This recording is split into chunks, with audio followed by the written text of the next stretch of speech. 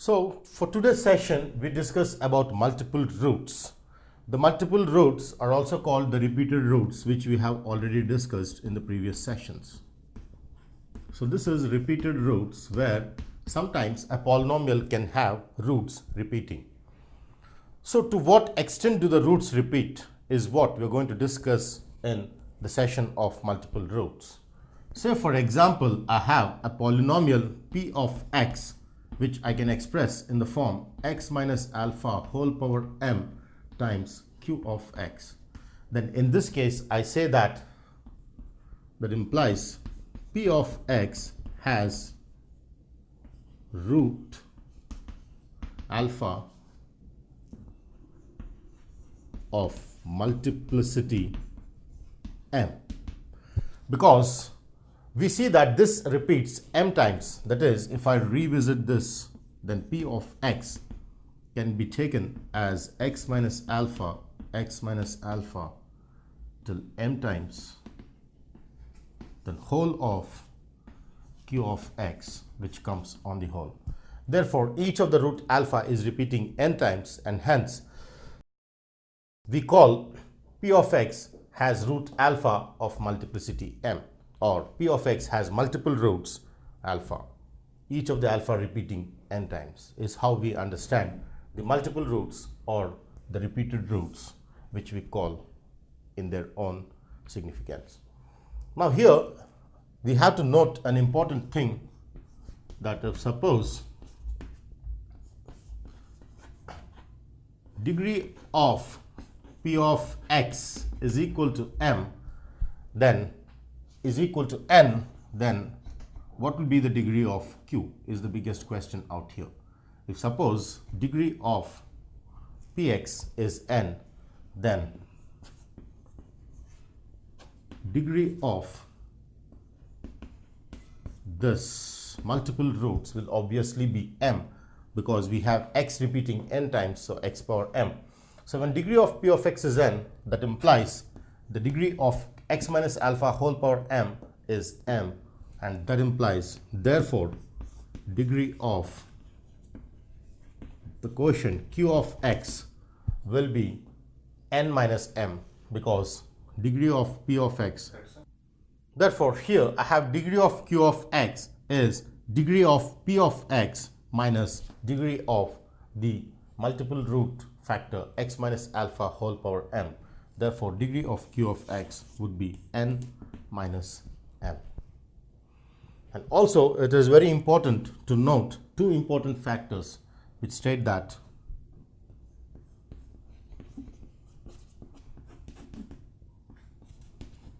roots of multiplicity 1, you have the root here with multiplicity m. If I write x minus alpha whole power m, I say that this polynomial has roots of multiplicity m, because it multiplies m times repeated. Similarly, roots of multiplicity 1 are called simple roots.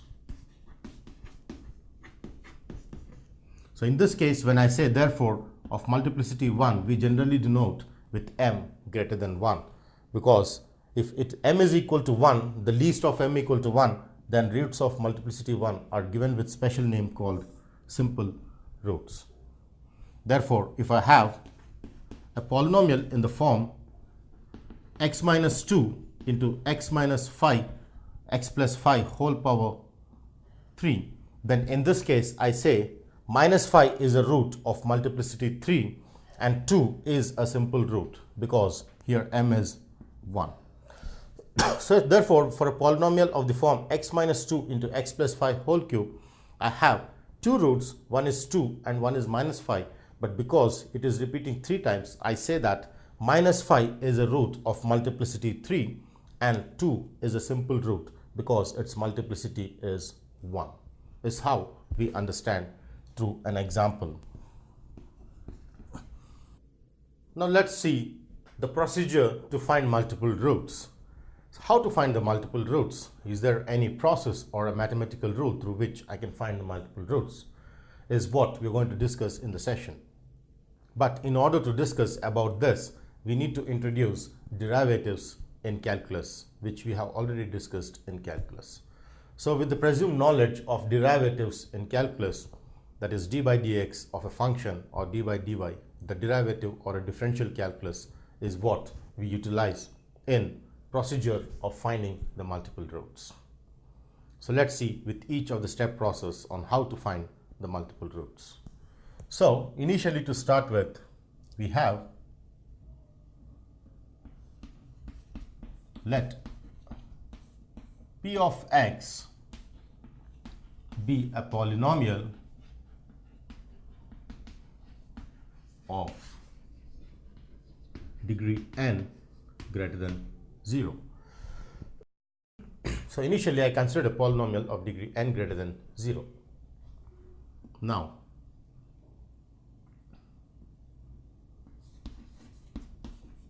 let alpha be the root of the polynomial or the algebraic equation p of x equal to 0. So assuming that alpha is the root of this, now we are going to prove for finding the multiple roots, this of p of x equal to 0.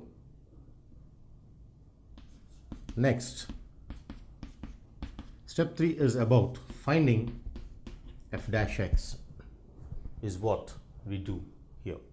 Now f dash x we all know is d by dx of f of x, which we are going to discuss in detail in the topic of calculus or the derivatives or differential calculus.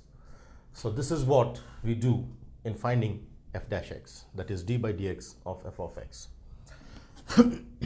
Then after that I find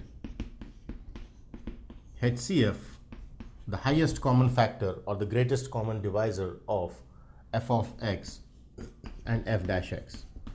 So finding the HCF of these two is equally important in the procedure of finding the multiple roots.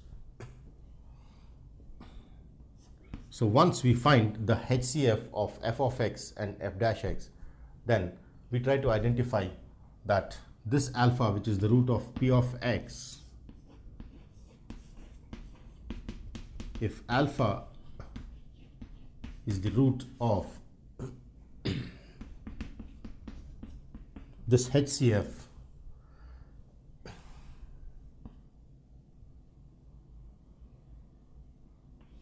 of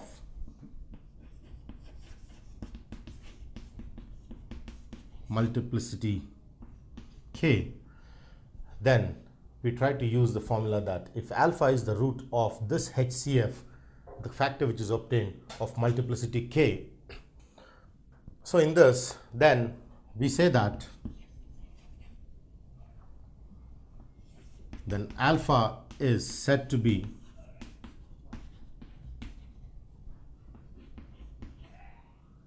a root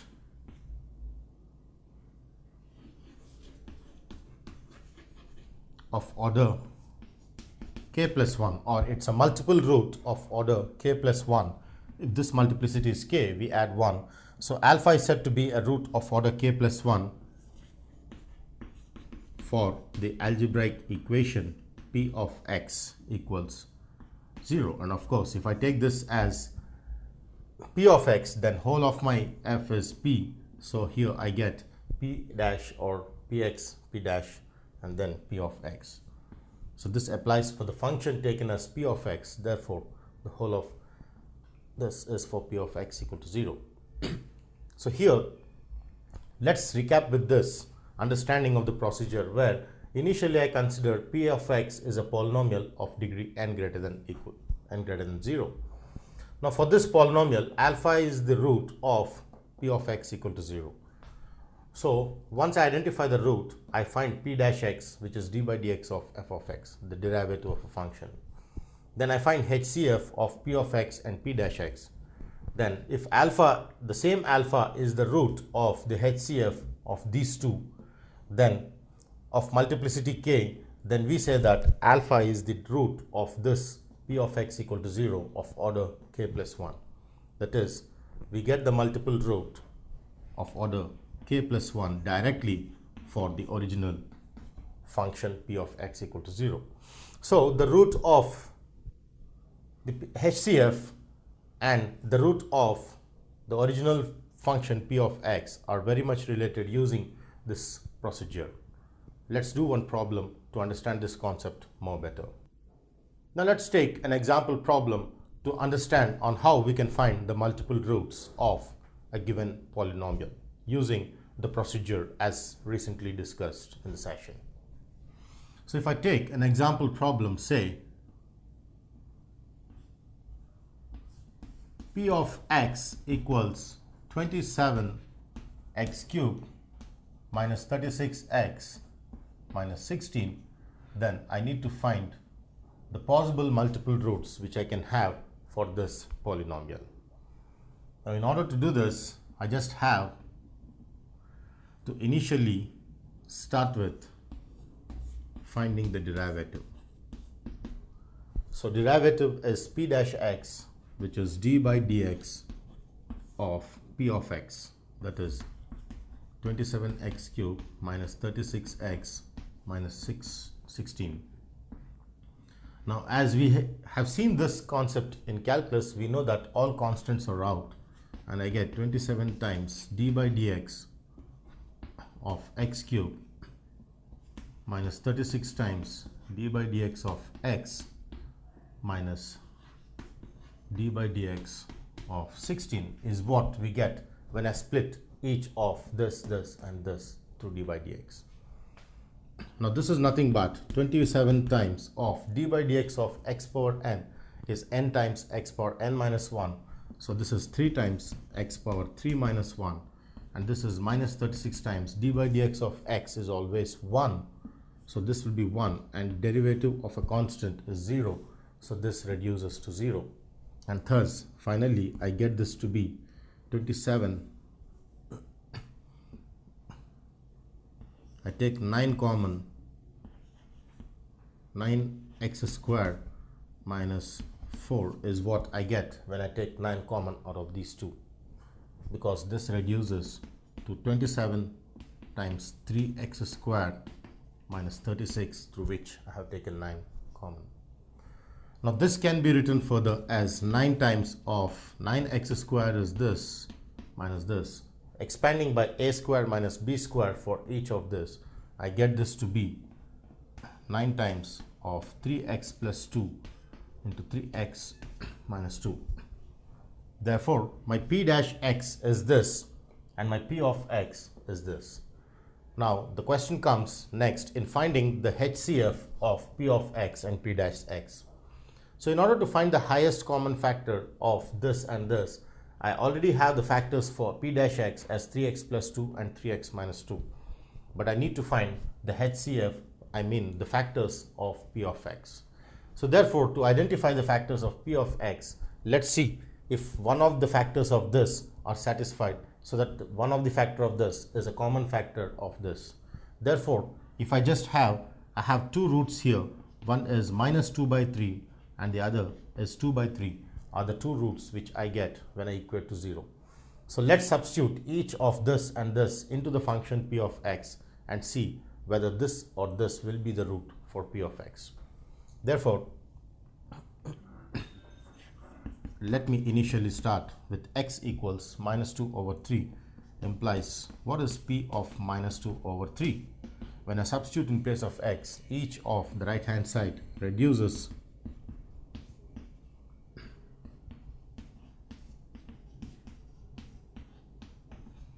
this, and 3 cube is 27, which gets cancelled, and minus 2 cube is minus 8, which I get as minus 8. 3 twelfths, this cancels as 3 twelfths plus 12 2 is 24 minus 16, which is nothing but 0, as can be clearly seen with each of them getting cancelled. Therefore, I get p of minus 2 over 3 is equal to 0. That implies 3x plus 2 is a factor of this. Now, as I understand that 3x plus 2 is a factor of p dash x and 3x plus 2 is a factor of this, this is the common factor of both px and p dash x. Similarly, I try for x equal to 2 by 3. So x equals 2 by 3 implies p of 2 by 3 is, substituting in place of x as 2 by 3, I get 27 times 2 by 3 whole cube minus 36 times 2 by 3 minus 16. So this gets cancelled and I get 8 minus 24 minus 16. This gives me a value which is non-zero. That is, I get 8 minus 16 is minus 8.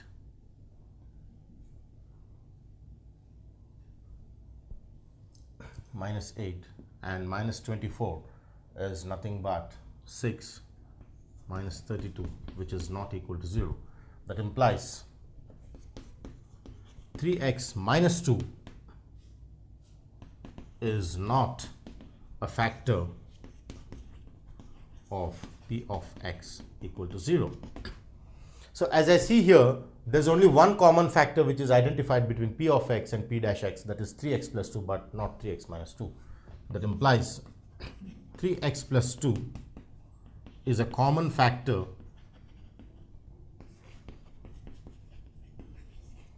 of p of x equal to 0 and p dash x equal to 0.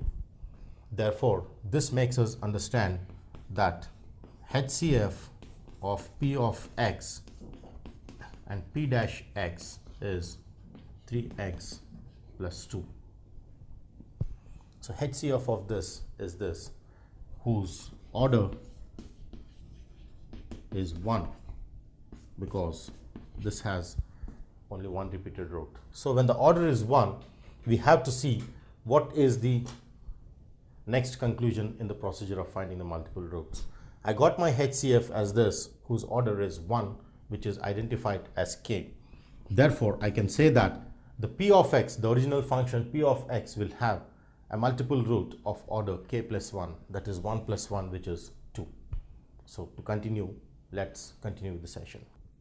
Therefore, I have obtained in the continued problem the highest common factor of p of x and p dash x is 3x plus 2, whose order is 1, which is k in general. Therefore, p of x equal to 0 has a multiple root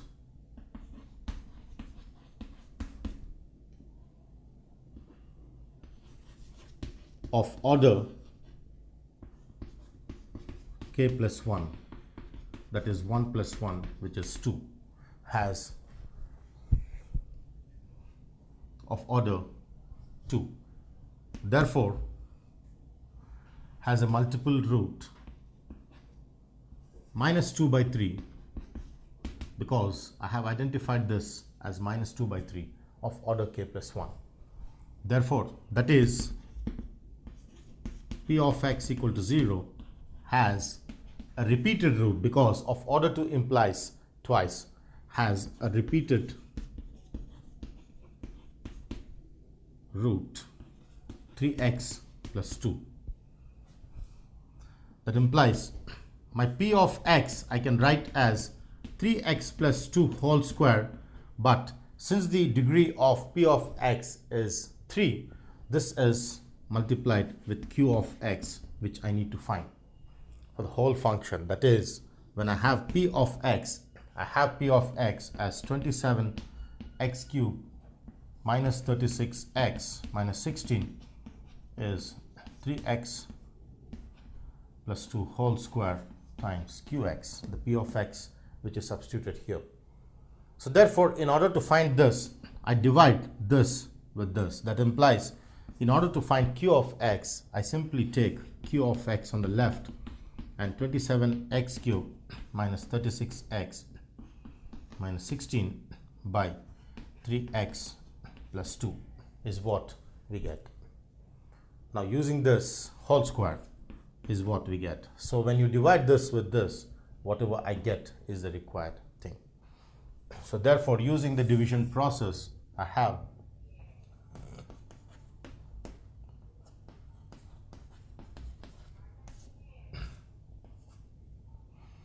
so 3x plus 2 whole square is 9x squared plus 3 2s are 6, 12x plus 4, which I divide with this.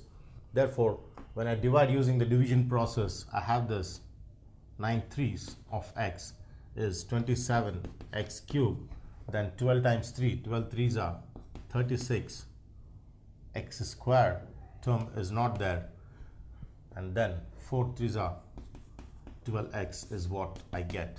So simplifying this, I get negative 36 x squared, negative 36x minus 12x, which is 36, 48x, and minus 16. And therefore, when I just further simplify, this comes with minus 4, that is 9 4s are 36x squared minus 12 4s 48x minus 16, which gives me the remainder as 0 using the division method of the polynomials. Therefore, I get my q of x as 3x minus 4, which I obtained here. Therefore, this is 3x minus 4, and therefore when I substitute this q of x, finally I obtain my p of x is 3x plus 2 whole square times 3x minus 4 is what I get for the polynomial whose multiple roots are obtained through the derivative process, and the remaining of the factors are obtained by dividing the multiple root factor with the original function. So this is how we try to understand finding of the multiple roots using the derivative concept. And its roots for this being minus 2 by 3, minus 2 by 3, and 4 by 3 are the roots for the given polynomial p of x equal to 0, is how we understand the roots or the multiple roots connected with the procedure using derivatives. Next, we are going to discuss about the complex roots of a polynomial equation. So we have discussed many of the polynomial equations where we have obtained the roots which were real and equal or real and unequal. Now we are going to enter into the concept where the roots are imaginary or complex. So in case of a polynomial where the roots are complex, let's see what are the properties which are associated with complex roots. Now in the session for today, it is complex roots where I take a polynomial with real coefficients. So considering a polynomial with real coefficients, let's see how the complex roots are connected with its equation. To start with an example problem, let me take a polynomial equation p of x is x power 4 plus 4x cubed plus 5x squared plus 2x minus 2.